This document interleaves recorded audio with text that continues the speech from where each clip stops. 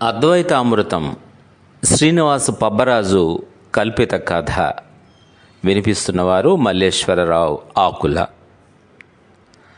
కాలరీలోని genesis centre కిటకిటలాడుతోంది. Telugu సమితి వారు నిర్వహిస్తున్న దీపావళి సాంస్కృతిక కార్యక్రమానికి 1000 మందికి పైగా హాజరయ్యారు. రంగురంగుల బట్టలతో, నగలతో ముచ్చట్లు చెప్పుకుంటున్న మహిళలు, వివిధ కాస్ట్యూమ్స్తో ఉన్న కళాకారులు, హడావిడిగా అటు ఇటు తిరిగే కార్యకర్తలు, ఆటలాడుతూ పరిగెత్తే పిల్లలు, ప్రదర్శన స్టాల్స్ పెట్టుకున్న స్పాన్సర్లు, చాలానే కోలాహలంగా ఉంది. అతిథుల జాబితాలో తమ పేర్లను నమోదు చేసుకుని శరణ్, రాబీ హాల్లోకి అడుగుపెట్టారు.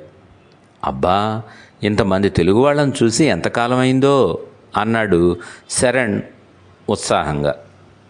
కెనడాలో దిగ్గానే తన పేరు రాబీగా రాయించుకున్న రమణ చిరాగ్గా మొహం పెట్టి, ఇక్కడికి వచ్చిన మన వాళ్ళ బుద్ధులు ఇంకా ఆ పాతకాలం నాటివే, అవే నగలు, అవే కబుర్లు, అవే నాటకాలు, అంతా సేమ్ టు సేమ్. ఎప్పటికి మారుతారో. ఈ కంట్రీ వచ్చినప్పుడు కాస్త ఇక్కడి పద్ధతులు, అలవాట్లు నేర్చుకుంటే ఈ సమాజంలో ఇమడగలం కదా అన్నాడు. అప్పుడే మొదలెట్టావు, నీతో ఎప్పుడూ ఇదే గొడవ. అదిగో ప్రోగ్రాం మొదలయ్యేలా ఉంది, రా కూర్చుందాం అంటూ శరణ్ ముందుకు నడిచాడు. రాబీ అతని వెనకే వెళ్ళాడు. వాళ్ళు ఖాళీ సీట్లు వెతుకుతూ కూర్చునేసరికి ఒక చిన్నపిల్లాడు, బహుశా 6-7 ఏళ్ళు ఉంటాయేమో, మైక్ ముందు నిలబడి గొంతు సవరించుకొని చక్కగా పాటను ఆలపించసాగాడు.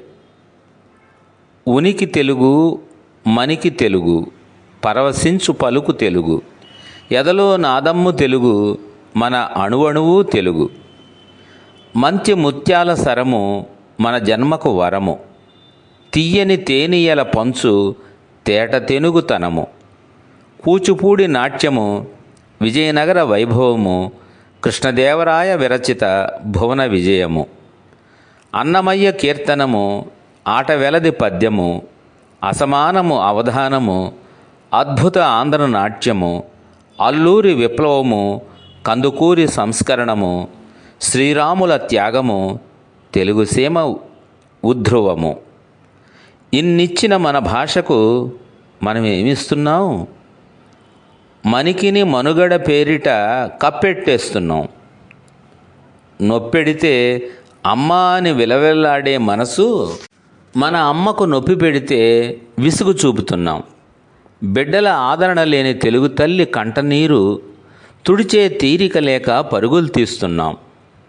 ఎక్కడిది న్యాయము? ఎంతవరకు సమ్మతము? ఈ తప్పును సరిదిద్దే బాధ్యత కలవారము, ఈ తప్పును సరిదిద్దే బాధ్యత కలవారము. ఉనికి తెలుగు, మనికి తెలుగు, పరవశించు పలుకు తెలుగు, ఎదలో నాదమ్ము తెలుగు, మన అణువణువు తెలుగు.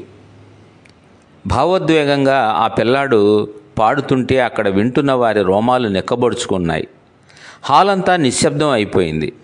పాట పూర్తయ్యేసరికి హాలు చప్పట్లతో నిండిపోయింది.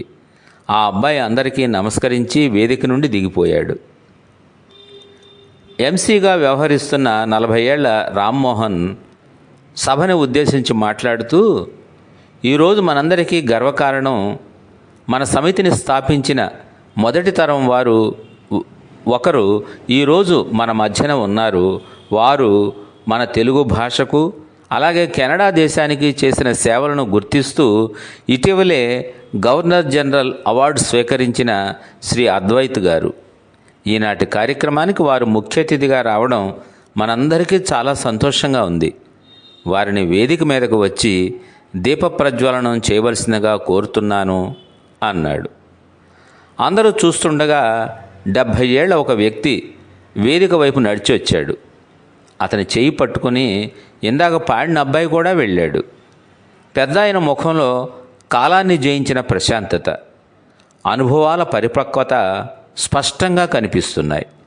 ఇంతలో రాబీ ఫోన్ బీప్ అయింది. అతను ఎవరా అని చూశాడు. అమ్మ నుంచి వాట్సాప్ మెసేజ్ వచ్చింది.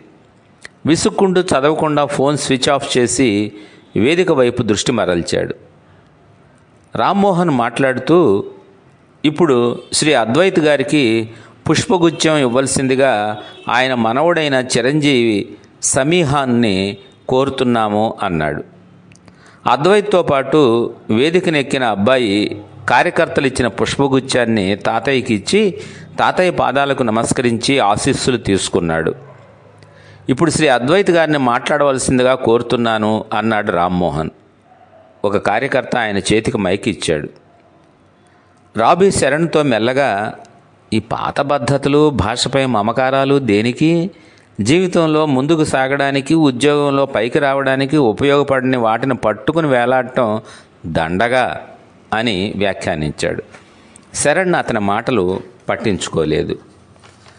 అద్వైత్ మైక్ అందుకుని, నేను సరిగ్గా 40 ఏళ్ల క్రితం ఇదే ఊళ్ళో నా మూలాలతో సంబంధం పెట్టుకోవడం ఎంత నిరుపయోగమో, జీవితంలో పైకి రావడానికి ఉపయోగపడిన వాటిని పట్టుకొని వేలాడటం దేనికి అని ఆలోచించిన రోజులు నాకు గుర్తున్నాయి అన్నాడు. ఆ మాట వినగానే రాబీ ఒక్కసారిగా నిశ్చేష్టుడయ్యాడు. అతను తను విన్నది నమ్మలేకపోయాడు. ఆసక్తిగా అద్వైత్ వైపు చూడటం మొదలెట్టాడు. అద్వైత్ తన ప్రసంగాన్ని కొనసాగించాడు. హైదరాబాదులోని బంజారా హిల్స్లో పెరిగిన నేను చిన్నతనం నుంచే కెనడా కలలు కనేవాడిని. 25 ఏళ్ల వయసులో ఇంజనీరుగా టొరంటోకు వలస వచ్చాను. 3 ఏళ్ల తర్వాత అక్కడి నుండి నేను ఇక్కడికి వచ్చి స్థిరపడిపోయాను. కెనడియన్ సమాజంలో కలిసిపోవడం పెద్ద సవాలుగా అనిపించలేదు. నేను త్వరగా కెనడియన్ స్నేహితులను సంపాదించుకున్నాను. ఐస్ హాకీ ఆటను నేర్చుకున్నాను. వీకెండ్లలో పబ్లకు వెళ్ళడం మొదలుపెట్టాను. తెలుగులో మాట్లాడడం తగ్గించేసి ఇంట్లో కూడా ఆంగ్లంలోనే ఎక్కువగా మాట్లాడేవాడిని. నాకు ఫోన్ నుండి తెలుగు పాటలు మాయమయ్యాయి. వాటి స్థానంలో పాశ్చాత్య సంగీతం చోటు చేసుకుంది. మొదట్లో తెలుగు పండుగలను గుర్తు చేసుకునే నేను క్రమంగా వాటిని పట్టించుకోవడం మానేశాను. దీపావళి, సంక్రాంతి వంటి పండుగలకు తక్కిన తెలుగు స్నేహితులు గుడికి వెళ్ళి సంబరాలు చేసుకున్నప్పుడు నేను స్నేహితులతో కలిసి స్కీయింగ్కు లేదా హైకింగ్కి వెళ్ళేవాడిని. ఇంకా అవే పాత పద్ధతులు, సంప్రదాయాలు అని నా కెనడియన్ స్నేహితులతో తెలుగువారిని ఉద్దేశించి నవ్వేవాడిని. మీరు కెనడాలో ఉన్నారని మర్చిపోయారా? ప్రపంచం మారుతోంది, మనం కూడా మారాలి అని నన్ను కలిసిన కొద్దిమంది తెలుగువారికి కూడా అయాచిత సలహా ఇచ్చేవాడిని. నా మత విశ్వాసాలపై కూడా నాకు సందేహాలు మొదలయ్యాయి. దేవుడు, పూజలు అన్నీ మూఢనమ్మకాలుగా అనిపించాయి. అద్వైత్ చెప్పుకుంటూ పోతున్నాడు. వింటున్న రాబీకి ప్రతి మాట ఒక శూలంలా గుచ్చుకుంటోంది. నాకు ఆ రోజు బాగా గుర్తుంది. నా దృక్పథాన్ని, నా జీవితాన్ని మార్చేసిన రోజు అది. నిజంగా నేను పునర్జన్మెత్తాను ఆ రోజు. రోజంతా కెనానాస్కిస్లో హైకింగ్ చేసే నేను, నా స్నేహితులు ఎవరి కార్లలో వాళ్ళము కాలరీకి తిరిగి బయలుదేరుతుండగా నా కారు ఎందుకో స్టార్ట్ అవడానికి మొరాయించింది. నా కెనడియన్ స్నేహితులు ఏవేవో అర్జెంట్ పనులున్నాయని చెప్పి నా కోసం ఆగకుండా వెళ్ళిపోయారు. నేను కాసేపు కుస్తీ పట్టిన తర్వాత నా కారు మొదలయ్యింది. అయితే డ్రైవింగ్ మొదలుపెట్టిన పావు గంటకే బ్రేకులు పనిచేయడం మానేశాయి. రోడ్డు మలుపు తిరిగే సమయానికి వేగం తగ్గించలేకపోయాను. దాంతో నా కారు రోడ్డు మీద నుంచి కిందికి జారి వేగంగా దిగువన ఉన్న నది వద్దకు ఉరకలేసేసింది. నేను ఆ రోజు బ్రతకననుకున్నాను. ఎదురుగా వచ్చిన ఒక చెట్టుని ఢీకొట్టి కారు ఆగిపోయింది. తలకు బలమైన గాయాలు తగిలి నేను కారులో స్పృహ తప్పిపోయాను. కాసేపటికి నేను కళ్ళు తెరిచి చూసేసరికి అంబులెన్స్ వచ్చి నన్ను అందులోకి ఎక్కిస్తున్నారు. ఆసుపత్రికి హెలికాప్టర్లో తీసుకువెళ్ళి నాకు చికిత్స చేశారు. నేను ఎక్కడున్నానో వాళ్ళకి ఎలా తెలిసింది అని అడిగాను. ఎవరో పెద్ద ఆయన నన్ను చూశారని, ఆయన హైవే వద్దకు వచ్చి దారిని పోయే కారును ఆపి వాళ్ళకి చెప్పాడని తెలిసింది. ఆ రోజుల్లో సెల్ ఫోన్స్ లేవు. మరి ఆ కార్ డ్రైవర్ దగ్గరలో ఉన్న ఫోన్ బూత్ నుండి ఫోన్ చేసి చెబితే హెలికాప్టర్ వచ్చిందట.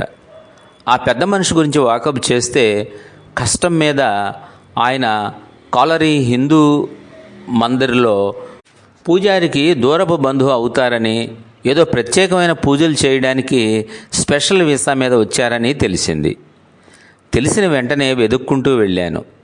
ఆయన తెలుగువారని తెలిసి ఆశ్చర్యపోయాను. పూజలు పూర్తయ్యాక ఆయన్ని బంధువుల కొండల వద్దకు తీసుకువచ్చారని, ఆయన నన్ను అక్కడ చూశారని చెప్పారు. ఇదంతా దైవ నిర్ణయమని, నా గొప్ప ఏదీ లేదని ఆయన చెప్పినప్పుడు నాలో అంతర్మథనం మొదలైంది. నేను బలవంత పెట్టినా ఆయన నా వద్ద నుండి ప్రతిఫలం ఏమీ తీసుకోలేదు. మనిషి సుఖంగా బ్రతకడానికి కావలసినది ధనార్జన కన్నా ముఖ్యం మనశ్శాంతి అని. అది లేనప్పుడు ఏమున్నా అన్నీ దండగేనని ఆయన చెప్పినప్పుడు నిజం నాకు నెమ్మదిగా బోధపడింది. ఆ సంఘటన నా జీవితాన్ని మార్చేసింది. ఆయన కాలరీలో ఉన్నంతకాలం నేను వారిని తరచూ కలుసుకోవడం మొదలుపెట్టాను. వారు భారతీయ సంస్కృతి, తెలుగు సంప్రదాయాల గురించి ఎన్నో విషయాలు చెప్పారు. నేను నెమ్మదిగా నా దృక్పథాన్ని మార్చుకోవడం మొదలుపెట్టాను. తెలుగు పుస్తకాలు చదవడం ప్రారంభించాను. తెలుగు పండుగలలో పాల్గొనడం మొదలుపెట్టాను. నా కెనడియన్ స్నేహితులతో తెలుగు సంస్కృతి గురించి మాట్లాడడం మొదలుపెట్టాను. కొద్ది కాలంలోనే నేను, నా స్నేహితులం కొంతమంది కలిసి ఇక్కడ తెలుగు సమితిని ప్రారంభించాం. మేమంతా కలిసి తెలుగు భాషను ప్రోత్సహించడానికి, తెలుగు సంస్కృతిని కెనడియన్ సమాజంలో పరిచయం చేయడానికి ఎన్నో కార్యక్రమాలు నిర్వహించాం. మన మూలాలు మన బలం, అవి కోల్పోతే మనం ఉనికిని కోల్పోతామని నేను బహిరంగంగా చెప్పడం మొదలుపెట్టాను. కెనడియన్ సమాజంలో సంపూర్ణంగా కలిసిపోయినప్పటికీ నా తెలుగు గుర్తింపును సగర్వంగా ప్రకటించుకున్నాను. అన్నిటికన్నా ముందు నేను తెలుగువాడిని, మీలో ఒకడిని. అద్వైత్ ప్రసంగం ముగియగానే సభామందిరం కరతాళ ధ్వనులతో మార్మోగిపోయింది. చప్పుడు సద్దుమణిగిన తర్వాత రామ్మోహన్ ఆయనతో, మిమ్మల్ని కాపాడిన ఆ వ్యక్తి ఎవరు, ఇప్పుడు ఎక్కడున్నారు అని అడిగాడు. ఆయన నా ప్రాణదాత. వారి పేరు శ్రీ వెంకట రమణాచార్యులు. ప్రస్తుతం ఆయన వారి స్వస్థలమైన కాకినాడలో ఉంటున్నారు అని అద్వైత్ చెప్పిన మాటలు విని రాబీ ఉరఫ్ రమణ వెక్కి వెక్కి ఏడవసాగాడు. అది చూసి శరణ్ గాబరాపడి, రాబీ ఏమైంది, ఎందుకలా ఏడుస్తున్నావు అని అడిగాడు. 40 ఏళ్ల క్రితం నా తాతయ్య ఈయనలో ఎంత మార్పు తెచ్చాడా? ఆ తాతయ్య మాటలు విని నిర్లక్ష్యం చేసి నేను ఎందుకు పనికిరాని ఆలోచనలతో ఇలా తయారయ్యాను అన్నాడు రమణ కళ్ళు తుడుచుకుంటూ. అవునా అన్నాడు శరణ్ ఆ మాటలు విని. ఒక క్షణం ఆలోచించి, ఈరోజు కూడా నీ తాతయ్య ఈయన రూపంలో నీకు మళ్ళీ మార్గోపదేశం చేశారనుకో, లేకపోతే ఇప్పుడు ఇక్కడ ఎవరో ఆయన గురించి 40 ఏళ్ల క్రితం జరిగిన సంఘటన చెప్పడం అద్భుతం కాదు అన్నాడు. అవును, ఇది అద్భుతం, అనుభవైక వేద్యం అన్నాడు రమణ. అతను తన కన్నీళ్లు తుడుచుకొని లేచి నిలబడి మిగిలిన వారితో పాటు అద్వైతుకు స్టాండింగ్ ఓవేషన్ ఇచ్చాడు. ఆ క్షణంలో రమణకు ఒక కొత్త దృక్పథం, తన తెలుగుతనం పట్ల గౌరవం ఏర్పడింది. ప్రోగ్రాం పూర్తయ్యాక హాలు బయటకు వెళ్ళి రమణ వాళ్ళ అమ్మకు ఫోన్ చేశాడు. అమ్మా, రమణని మాట్లాడుతున్నాను. నువ్వు నాన్న బాగున్నారా? ఆరోగ్యం జాగ్రత్త. నేను బాగానే ఉన్నాను. నా కోసం బెంగ పెట్టుకోవద్దు. ఇప్పుడే ఇక్కడేం జరిగిందో తెలిస్తే నువ్వు ఆశ్చర్యపోతావు. ధర్మో రక్షతి. ధర్మో